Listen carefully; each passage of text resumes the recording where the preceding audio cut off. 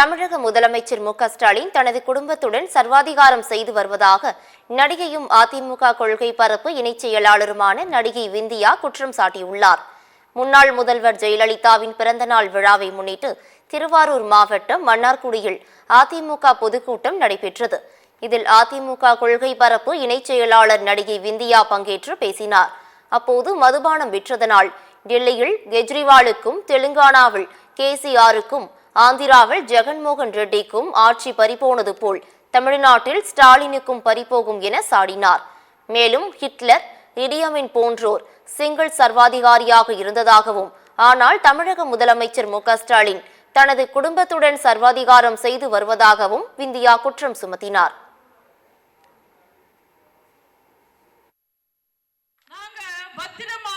பாதுகாத்து கட்டி காத்த தமிழ்நாட்டுல இன்னைக்கு கஞ்சாயும் சாராயத்தையும் விக்கிற ஸ்டாலின் அல்ல அப்போ ஆக முடியுமா?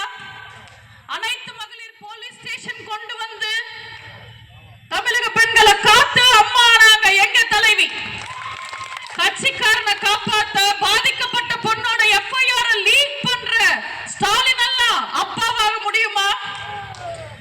பொண்ண தொட்டா அவ எவ்வளவு பெரிய சாரா இருந்தாலும் மோரா இருந்தாலும் எவனா இருந்தாலும் டார் ஆயிடுவான்னு பயப்படுத்தி அம்மா நாங்க எங்க தலைவி.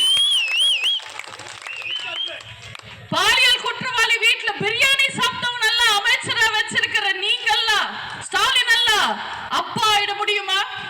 போற இடத்துல எல்லாம் பில்டப் கொடுக்கறாருங்க. ஒரே பில்டப் தானே எந்த மீட்டிங்ல பார்த்தாலும். நான் போற இடத்துல எல்லாம் கூட்டத்துல இருந்து என்ன அப்பா அப்பான்னு கூப்பிடுறாங்கன்னு. எவனோ கூட்டத்துல இருந்து டோப்பா டோப்பான்னு கத்திருக்கா, அது இவருக்கு அப்பா அப்பான்னு